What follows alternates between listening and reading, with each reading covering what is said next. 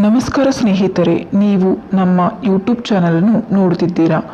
ನಿಮ್ಮೆಲ್ಲರಿಗೂ ಕೂಡ ಆತ್ಮೀಯ ಸ್ವಾಗತವನ್ನು ಕೋರ್ತಾ ಈ ದಿನ ನಾವು ಹೊಸ ವಶೀಕರಣದ ತಂತ್ರವನ್ನು ಕಲಿಯೋಣ.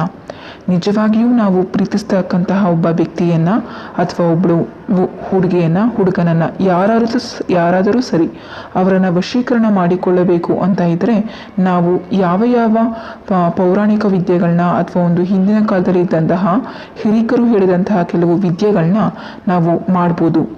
ಅಂತಹ ಕೆಲವು ವಿದ್ಯೆಯಲ್ಲಿ ಈ ಬೆಳ್ಳುಳ್ಳಿ ಮತ್ತು ಕಪ್ಪು ದಾರನೂ ಕೂಡ ಒಂದು. ಅದರಂತೆ ಈ ಬೆಳ್ಳುಳ್ಳಿ ಎಸಳುಗಳು ಮತ್ತು ಕಪ್ಪು ದಾರದಿಂದ ನಾವು ನಮ್ಮ ಇಷ್ಟಪಟ್ಟವರನ್ನು, ನಮ್ಮ ಪ್ರೀತಿ ಪಾತ್ರರನ್ನು ಹೇಗೆ ವಶೀಕರಣ ಮಾಡ್ಕೋಬೋದು ಅಂತ ಈಗ ನಾವು ನೋಡೋಣ. ಸುಲಭವಾದ ತಂತ್ರ ಮಾರ್ಗದಿಂದಲೇ ನಾವು ಇಷ್ಟಪಡುವಂಥ ವ್ಯಕ್ತಿ ನಮ್ಮಿಂದ ದೂರ ಹೋಗ್ತಾ ಇದ್ದಾರೆ ಅಂತ ಅಂದಾಗ ನಾವು ಈ ಮಾರ್ಗವನ್ನು ಅನುಸರಣೆ ಮಾಡಬೇಕಾಗತ್ತೆ. ಹಾಗಾಗಿ ನೀವು ಮಾಡಬೇಕಾಗಿರ್ತಕ್ಕಂತಹ ಸುಲಭವಾದ ಕೆಲಸ ಎಂದರೆ 5 ಎಸಳು ಬೆಳ್ಳುಳ್ಳಿಯನ್ನು ತೆಗೆದುಕೊಳ್ಬೇಕು ಹಾಗೂ ಕಪ್ಪು ದಾರವನ್ನು ತೆಗೆದುಕೊಳ್ಬೇಕು. ಇದನ್ನು ಮಾಡುವ ವಿಧಾನವನ್ನು ಈಗ ನಾನು ಹೇಳ್ಕೊಂಡ್ಕೊಡ್ತೀನಿ. ಸೂಜಿಗೆ ಕಪ್ಪು ದಾರವನ್ನು ಪೋಣಿಸಿ ಇಟ್ಟುಕೊಳ್ಳಿ. ತದನಂತರ 5 ಎಸಳು ಬೆಳ್ಳುಳ್ಳಿಯನ್ನು ತೆಗೆದುಕೊಂಡು ಅದಕ್ಕೆ ಒಂದೊಂದಾಗಿ ಪೋಣಿಸುತ್ತಾ ಬನ್ನಿ. ಅಂದರೆ ನೀವು ಹೂವಿನ ಮಾಲೆಯ ರೀತಿಯಲ್ಲಿ ಪೋಣಿಸುತ್ತಾ ಬರಬೇಕು. 1 2 3 4 5 ಹೀಗೆ 5 ಬೆಳ್ಳುಳ್ಳಿಯನ್ನು ತೆಗೆದುಕೊಂಡು ಅದರ ಮಧ್ಯಭಾಗದಲ್ಲಿ ಚುಚ್ಚಿ ನೀವು ಒಂದು ಹೂವಿನ ಹೆಸಳನ್ನು ಸೇರಿಸೋ ರೀತಿಯಲ್ಲಿ ಬೆಳ್ಳುಳ್ಳಿಯನ್ನು ಸೇರಿಸಬೇಕು.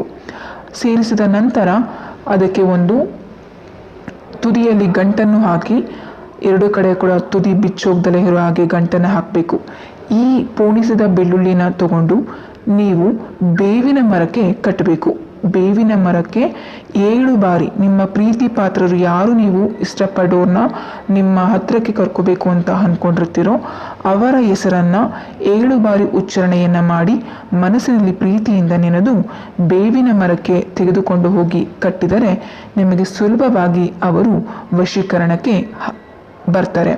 ಅಂದರೆ ನಿಮ್ಮ ಪ್ರೀತಿ ಪಾತ್ರರು ಸದಾ ನಿಮ್ಮ ಜೊತೆಯಲ್ಲೇ ಇರ್ತಾರೆ ಅಂತ ಇದರ ಅರ್ಥ. ಈಗ ನೀವು ನಮ್ಮ ಚಾನೆಲ್ನ ಸಬ್ಸ್ಕ್ರೈಬ್ ಮಾಡಿ, ಲೈಕ್ ಮಾಡಿ ಹಾಗೂ ಶೇರ್ ಮಾಡಿ. Thank you friends.